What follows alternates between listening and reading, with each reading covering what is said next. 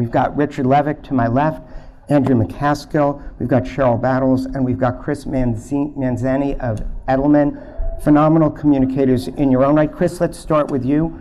What's your takeaway on what you heard so far, from your perspective as a communicator? First, I'm not to be confused with Richard Edelman, as I think Richard pointed out quite clearly. I have been with Edelman for 17 years and spent a lot of time with Richard, so I'll do my best channeling of him. I think what we heard in the session before is the reality that we're all living, and it's deeply concerning, I think, as communicators in the daily work that we do for our corporate clients. It is, at best, a distraction. It's a roadblock to what we do. But oftentimes, our clients are getting pulled into the battles that we're discussing. So I think it's we just can't avoid it at the moment. We're living it every day. Right, Sheryl?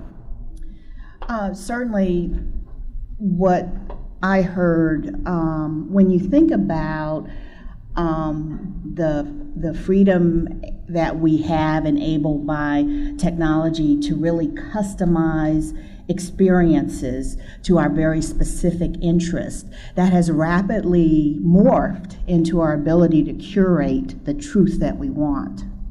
And so in a world where everyone has their own pocket of curated truth, that means that trying to communicate in that kind of environment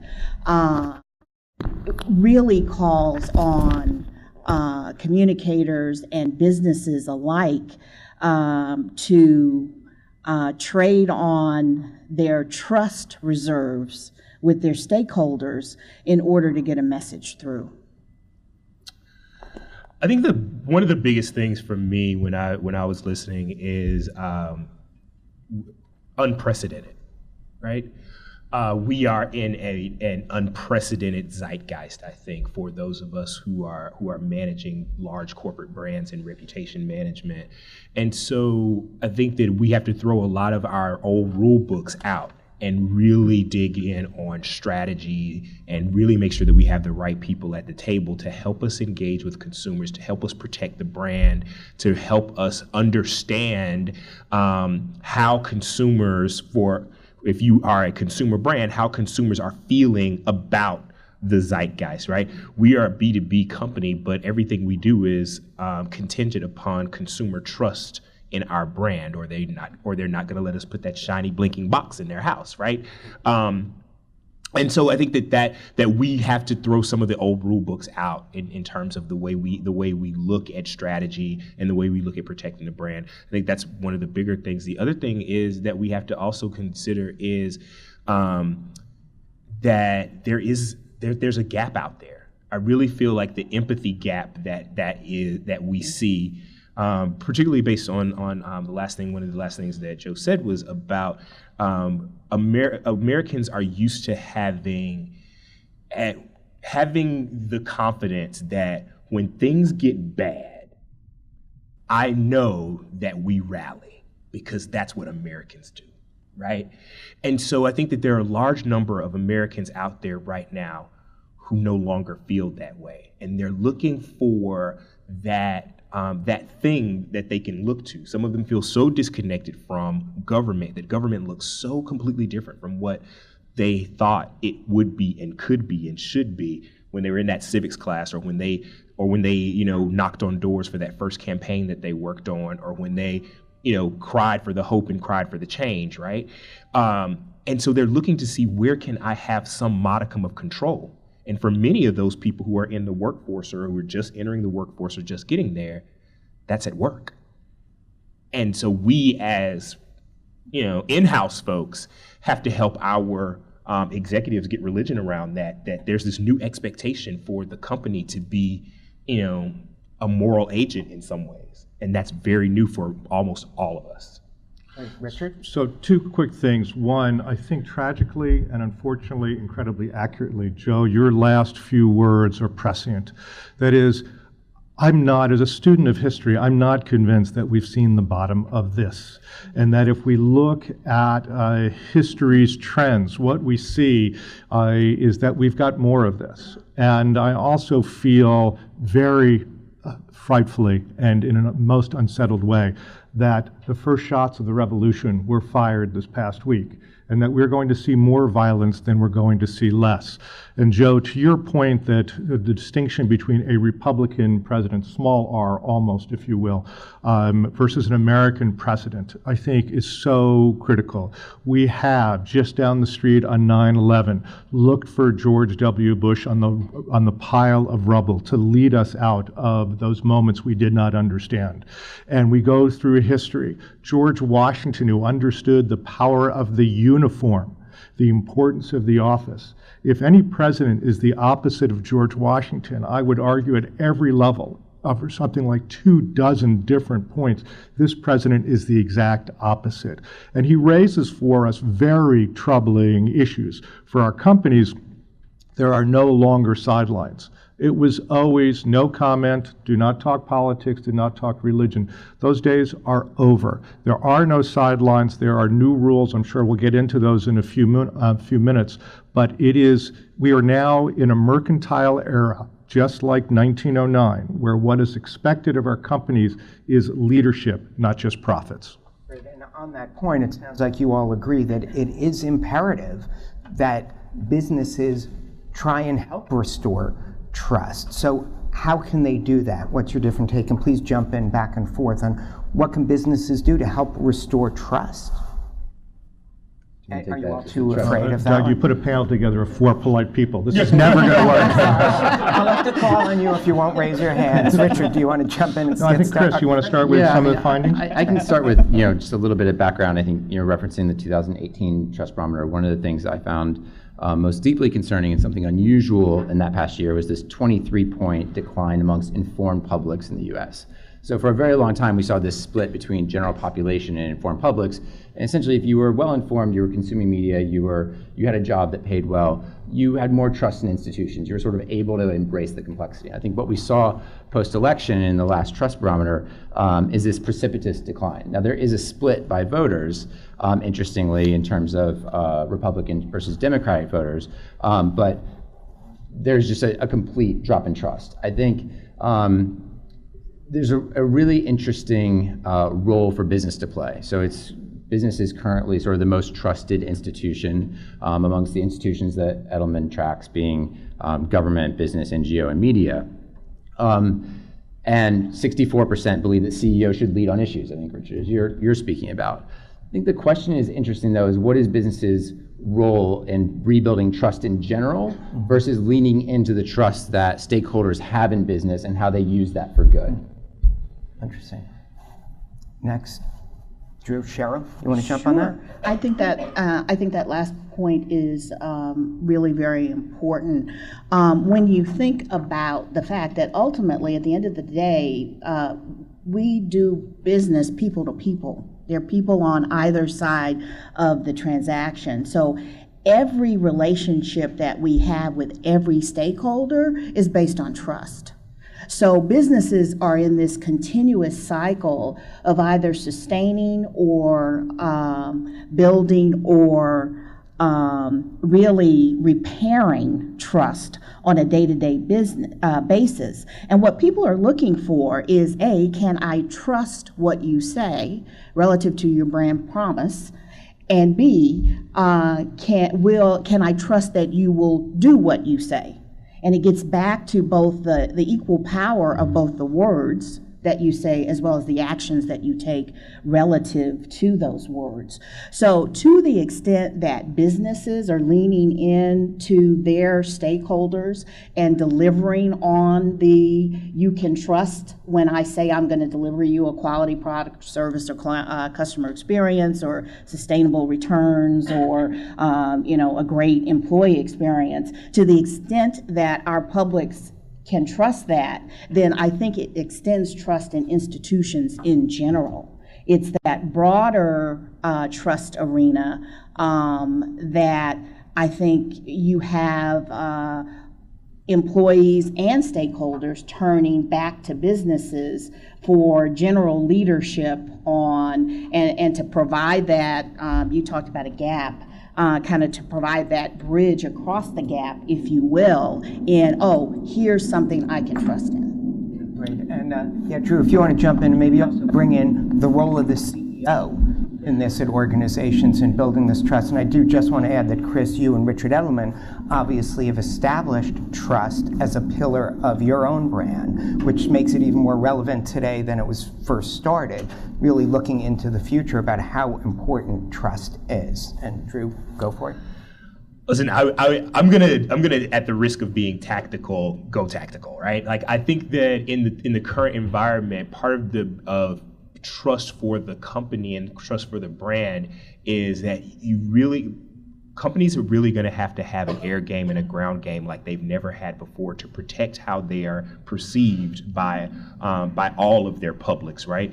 That you're going to have to adopt a leave no factual inaccuracy unaddressed. You've got to have a team of people protecting the brand at all times and a team of people building the brand at all times. And sometimes those two are not the same person or personality, right?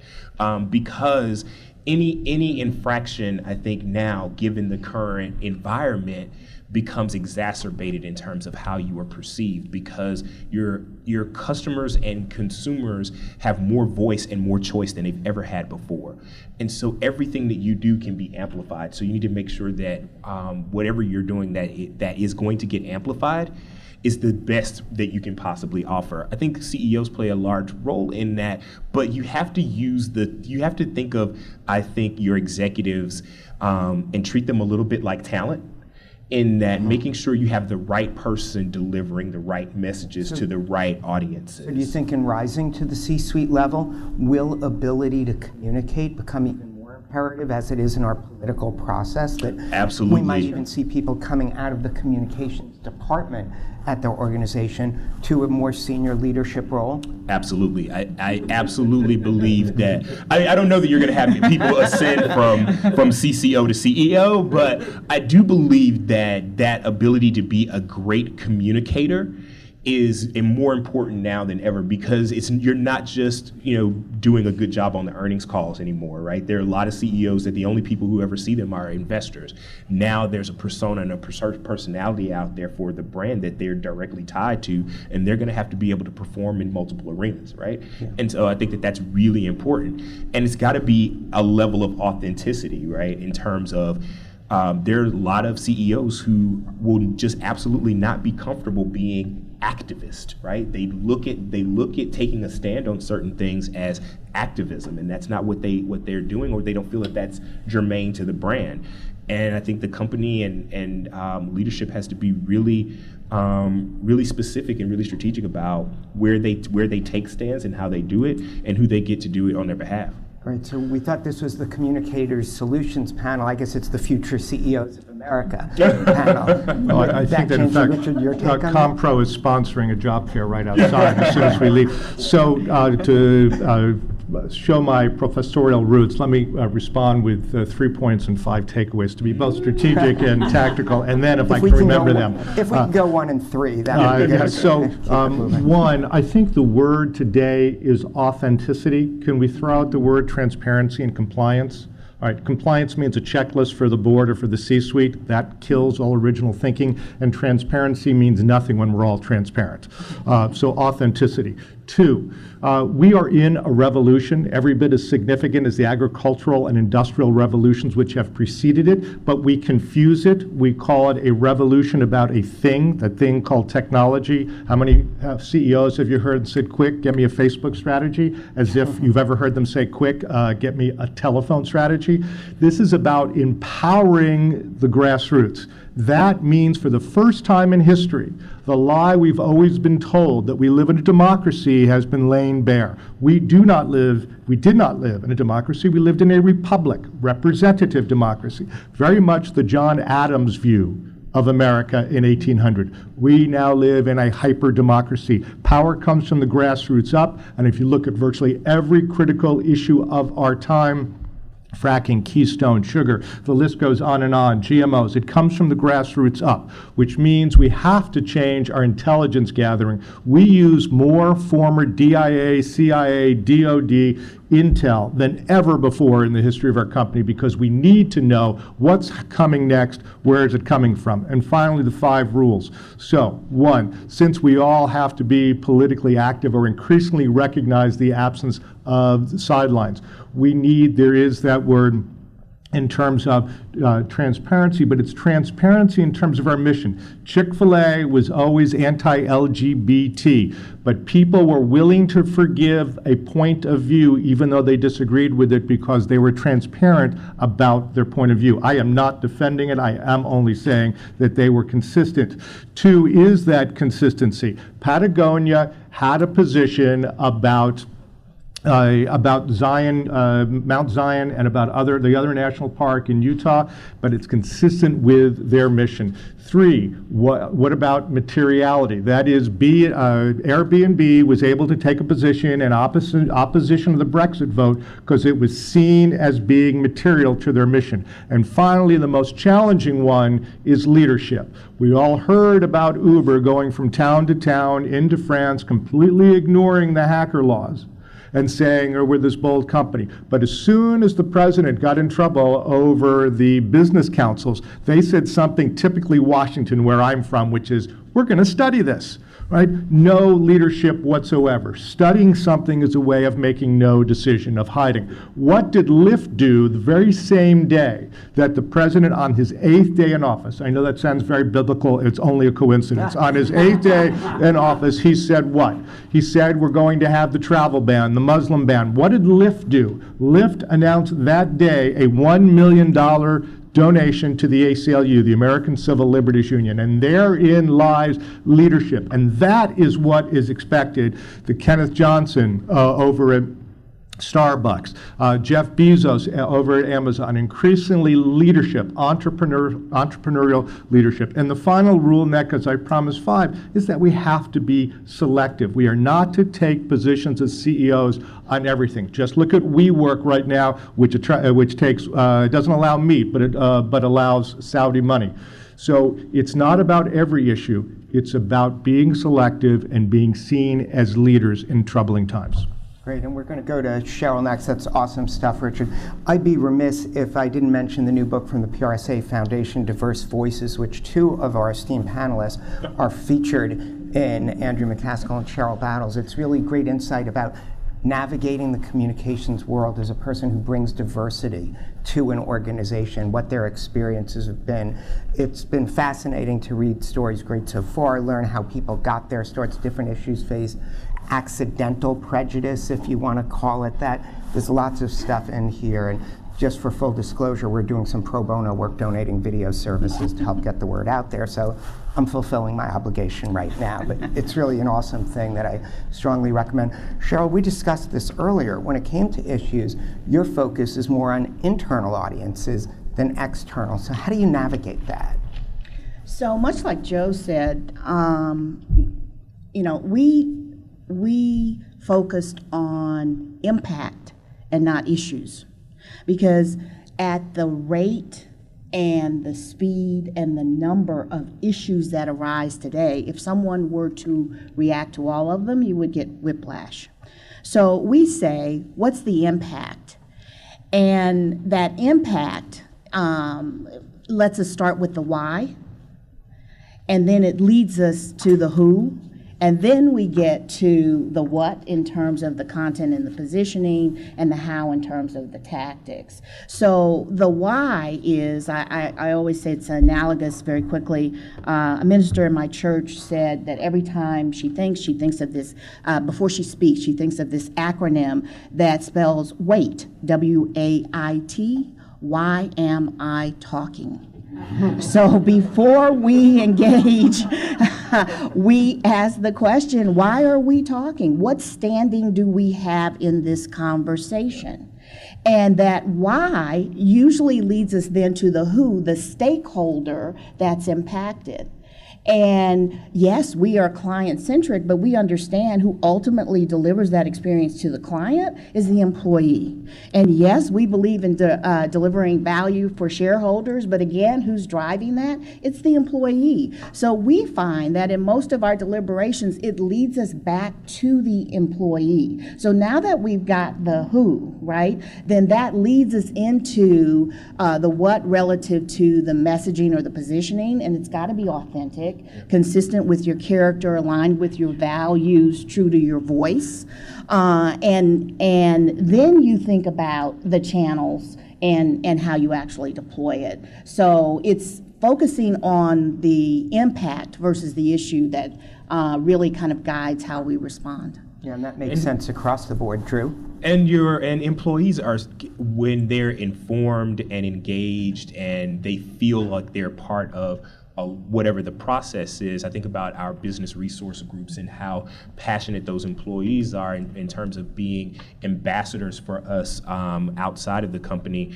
and when they're empowered to tell great stories about the company and about where we stand in the world on certain things.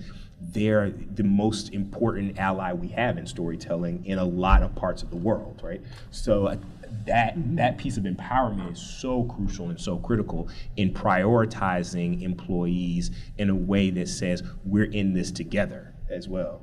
Great. And Chris, if you want to jump in, and then we'll turn. We have about 5 minutes left in this amazing session. What an awesome panel we've got. Thank you so much for your contributions. If you want to add a thought to that, and then maybe we'll talk a little bit about what are some tactics to address some of these issues. I know Drew had brought that up a little earlier, but why don't you jump in and take it? Yeah, I mean, I maybe a click above tactics, I would just say, I was reflecting based on the conversation we were having earlier, what I've sort of spent my time with clients in the past year doing, and I think it reflects some of the optimism I have for the role of business, and it also reflects some of the complexity that business has. So if I think about the past 3 years, I've worked with a fashion retailer around pulling product from Ivanka Trump's label, have worked on gun issues with a financial services asset management firm, which you can imagine the pinch that they're feeling between people who don't want any investment in guns and people who think everyone should have guns.